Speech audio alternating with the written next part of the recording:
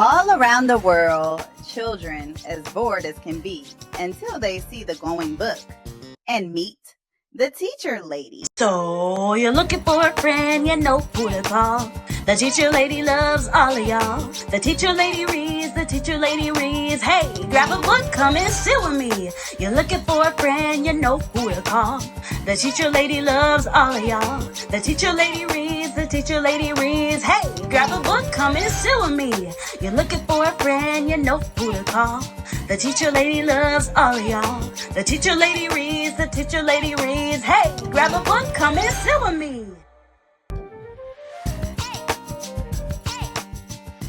Hey, grab a book. Come sit with me. Oh, hey, I'm so glad you're here. I'm Miss Erica, the teacher lady, your fairy godparent when it comes to sharing joyful stories and growing young minds. Welcome back to the Teacher Lady Show. On this episode of the Teacher Lady Reads, we are going to be reading, drum roll please, How the Leopard Got His Claws, written by the legendary Chinedu Achebe. Now, this week is Unity Week, and we're learning what it really means to work together. And of course, we're using picture books to be able to do so. So our story today is going to embody every part of that.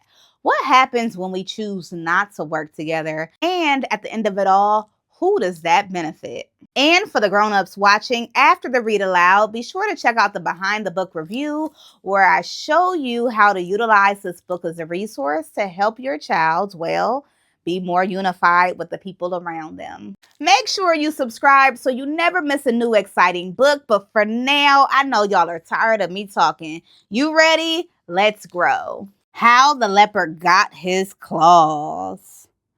Written by Chinua Achebe with John Ironagachi. Illustrated by Mary Grand Prix. For my grandchildren and to all the children of Nigeria. Chinua. That is the dedication of this book. In the beginning, all the animals in the forest lived as friends. Their king was the leopard. He was strong, but gentle and wise. He ruled the animals well, and they all liked him. At that time, the animals did not fight one another. Most of them had no sharp teeth or claws. They did not need them. Even King Leopard only had small teeth. He had no claws at all.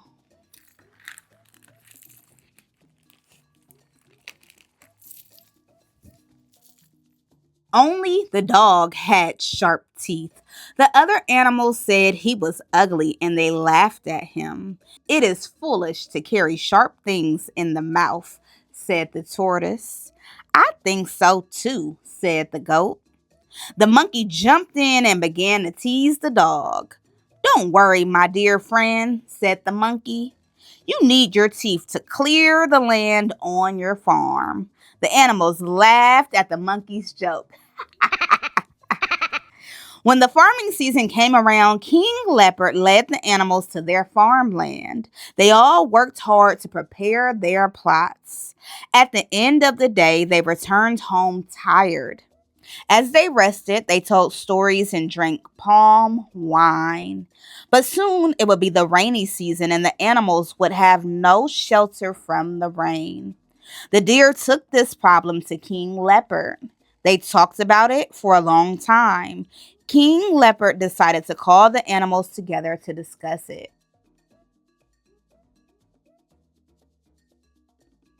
One bright morning, King Leopard beat his royal drum. Boom, boom, boom. When the animals heard the drum, they gathered at the village square. The tortoise was there, the goat was there too, the sheep, the grass cutter, the monkey, the hedgehog, and baboon, the dog, and many others were there. King Leopard greeted them and said, I have called you together to plan how we can make ourselves a common shelter. This is a good idea, said the giraffe. Yes, a very good idea, agreed the other animals. But why do we need a common house? Asked the dog. He had never liked King Leopard.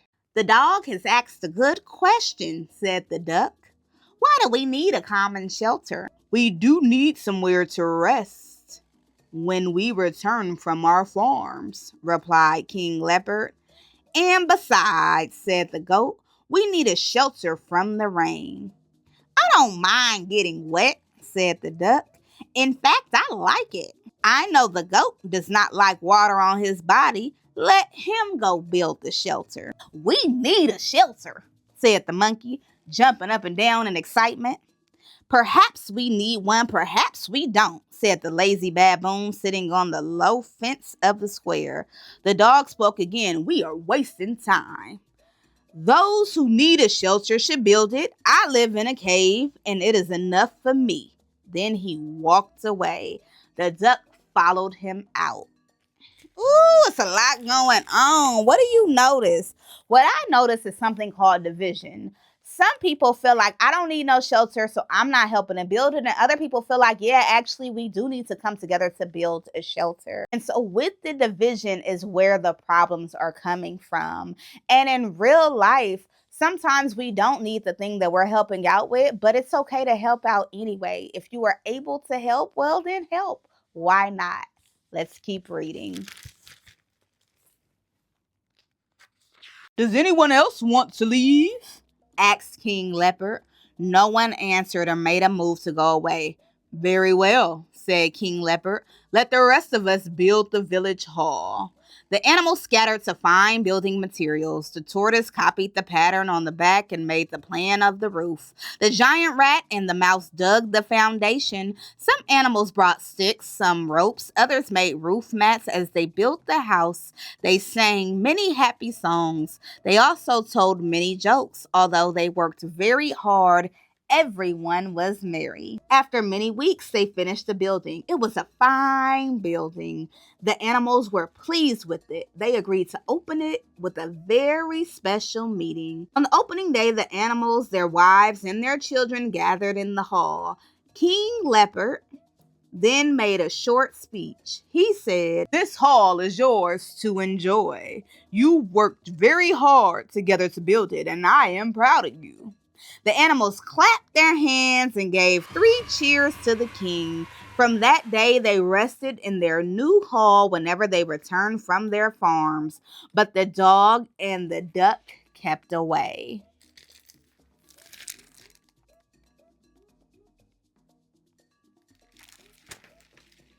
One morning, the animals went to their farms as usual. King Leopard went to visit a chief in another village. At first, the sun was shining. Then strong winds began to blow. The songbirds stopped their singing. The humming insects became quiet. Lightning flashed across the clouds. Claps of thunder sounded. The rain poured and poured. The animals on their farm saw the rain coming and began to hurry to the village hall. The dog also saw the rain coming and returned to his cave, but it was a very heavy rain. Water began to enter the cave. Soon it was flooded. The dog ran from one end of his cave to the other, but the water followed him everywhere. At last, he ran out the cave altogether and made straight for the hall of the animals. Uh-oh. Now remember, he wasn't helping, okay? He was not with them when they was gathering the materials and like, hey, we got to build something so we're safe. He said no. Now, I do have a thinking question for you. If you and your friends built a special tree house and people didn't help and you asked for their help, but they chose not to, and now they're lonely and they want to be part of that tree house, are you going to let them in? Or are you going to say, you know what? We asked for your help and you didn't want to, so no, you can't come in. There's not a right or a wrong answer. I just think that it's important for you to think about things like this before they happen. So go ahead and grab your grown-up or a friend and let us all know what you've decided. The deer had been the first to arrive. He was surprised to see the dog run for the hall. "What do you want here?" asked the deer. "It is none of your business," replied the dog. "It is my business," said the deer. "Please stay out. This hall is for those who built it." Well, we know how the deer feels.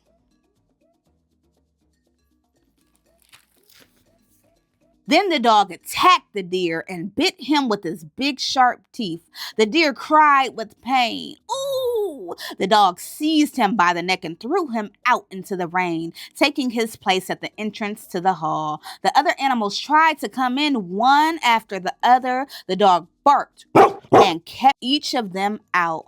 They stood together, shivering and crying in the rain. The dog kept barking and showing his teeth. Well, that's not very nice. Then the deer cried out, "Oh, Leopard, our noble king, where are you? Spotted king of the forest, where are you? Even if you are far away, come, hurry home. The worst has happened to us. The worst has happened to us. The house the animals built, the cruel dog keeps us from it. The common shelter we built, the cruel dog keeps us from it. The worst has happened to us. The worst has happened to us." The cry of the deer rang out loud and clear. It was carried by the wind. King Leopard heard it on his way back from his journey and began to run toward the village hall. As he got near, he saw the animals wet and sheltering under a tree. They were all crying. As he got nearer still, he could see the dog walking up and down inside the hall.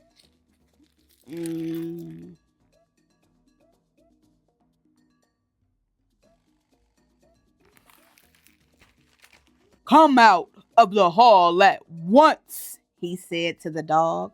The dog barked and rushed at him. They began to fight. The dog bit the leopard and tore his skin with his claws. King Leopard was covered with blood. The dog went back to the hall. He stood at the door, barking and barking. "Who is next? Who?" he barked. This dog then lost his rabbit mind, acting like this, and you ain't built nothing. This ain't right. Let's find out what happens. King Leopard turned to the animals and said, "Let us go in together and drive out the enemy. He is strong, but he is alone. We are many. Together we can drive him out of our house." But the goat said, "We cannot face him. Look at his strong teeth. He will tear us to pieces." "The goat is right," said the other animals. "He is too strong for us." The tortoise stood up and said, "I am sure we are all sorry about what happened to the leopard, but he was foolish to talk to the dog the way he did. It is foolish to annoy such a powerful person as the dog. Let us make peace with him. I don't know what you others think, but I think he should have been our king all along. He is strong. He is handsome. Let us go on our knees and salute him." "Hear, hear," said all the animals. "Hail the dog."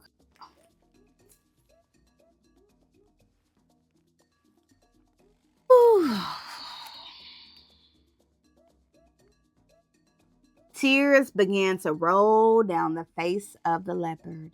His heart was heavy. He loved the animals greatly, but now he knew they were cowards.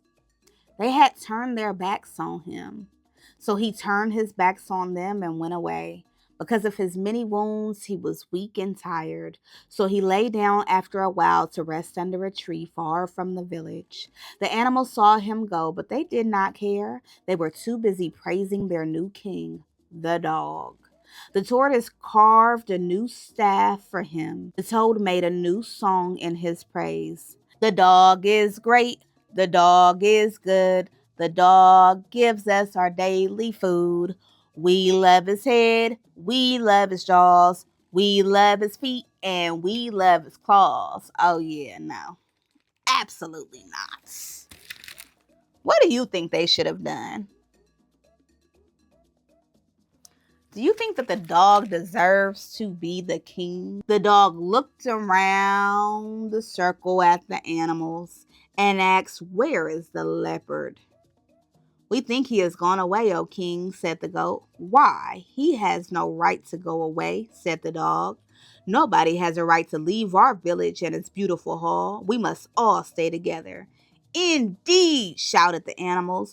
"We must stay together. The leopard must return to the village. Our wise king has spoken. It is good to have a wise king."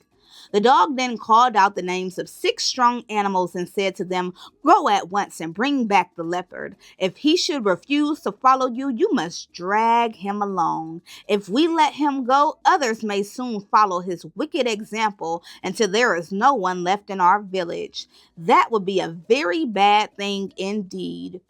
It is my duty as your king to make sure we all live together. The leopard is a very wicked animal. This is why he wants to go away and live by himself. It is our duty to stop him. Nobody has a right to go away from our village and our beautiful hall."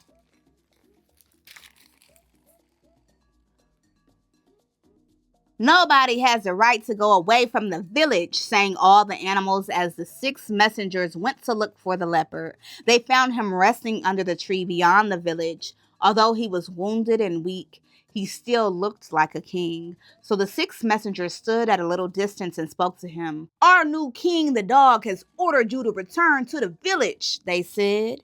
"He says that no one has a right to leave the village. And no one has a right to leave our village and its beautiful hall," said the others. The leopard looked at them with contempt. Then he got up slowly. The 6 animals fell back, but the leopard did not go towards them. He turned his back on them and began to go away slowly and painfully. One of the animals picked up a stone and threw it at him. Then all the others immediately picked up stones and began to throw. As they threw, they chanted, "No one has a right to leave our village. No one has a right to leave our village." Although some of the stones hit the leopard and hurt him, he did not turn around even once. He continued walking until he no longer heard the noise of other animals.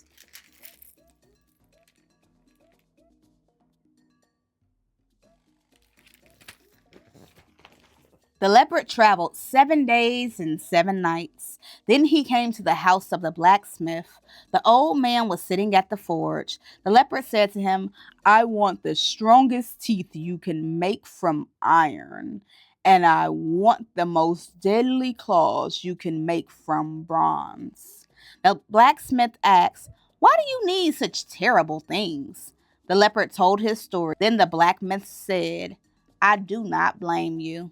The blacksmith worked a whole day on the teeth and another full day on the claws. The leopard was pleased with them. He put them on and thanked the blacksmith. Then he left and went to the house of thunder. The leopard knocked on the door and thunder roared across the sky. "I want some of your sound in my voice," said the leopard, "even a little bit."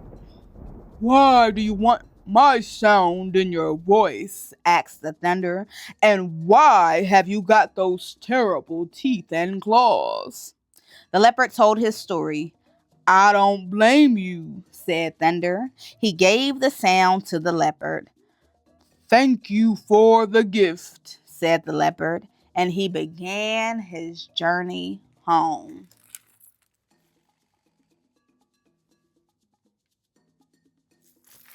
The leopard journeyed for 7 days and 7 nights and returned to the village of the animals. There he found the animals dancing in a circle around the dog. He stood for a while watching them with contempt and great anger. They were too busy to notice his presence. He made a deep, terrifying roar. It's my king leopard roar. What you got? That's a good one.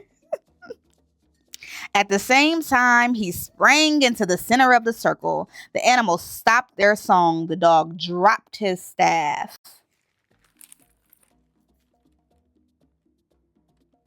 Leopard wanted his lick back. He wanted revenge. The leopard seized the dog and bit and clawed him without mercy. Then he threw him out the circle.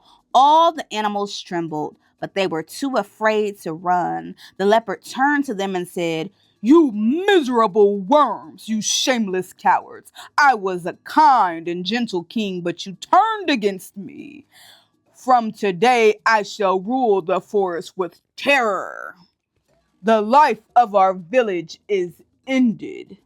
"What about our hall?" asked the tortoise in a trembling voice. "Let everyone take from the hall what he put into it," said the leopard. The animals began to weep as they had wept long ago in the rain. "Please forgive us, O leopard," they cried. "Let everyone take from the hall what they put into it," repeated the leopard. "And hurry up," he thundered.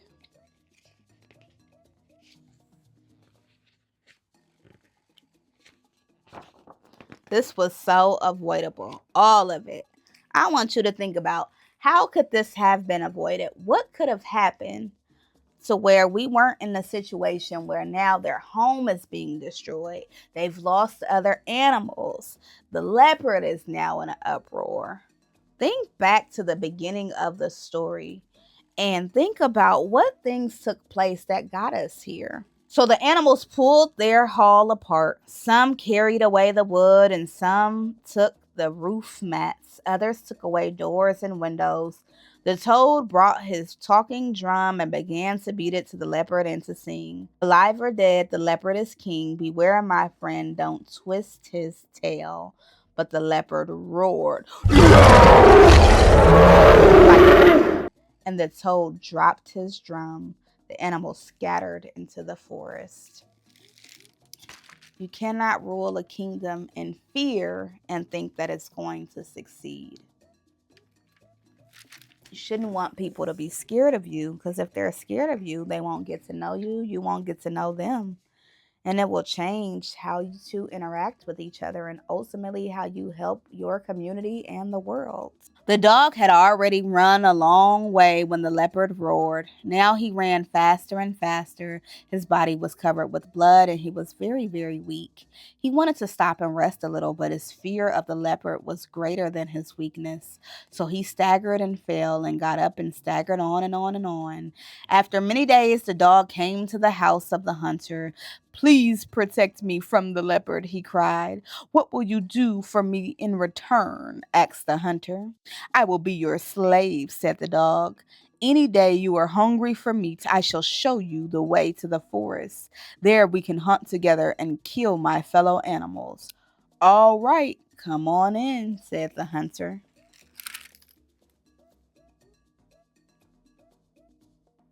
Today, the animals are no longer friends but enemies.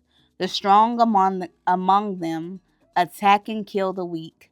The leopard, full of anger, eats up anyone he can lay his claws on.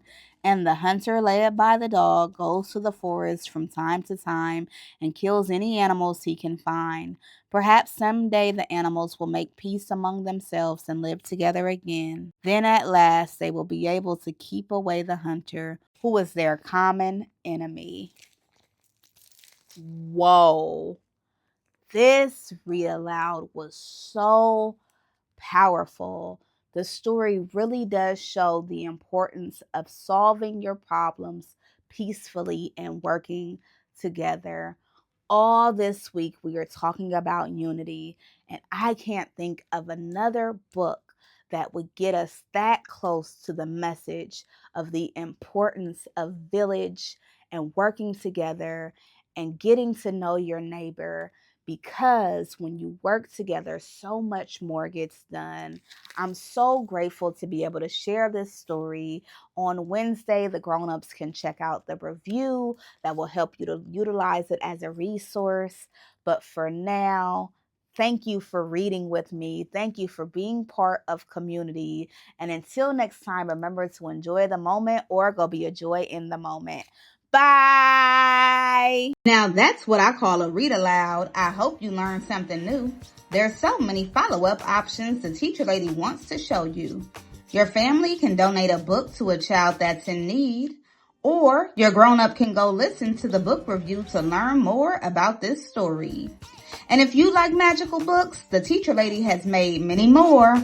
Along with your grown-up, go look at the website. I encourage you to explore.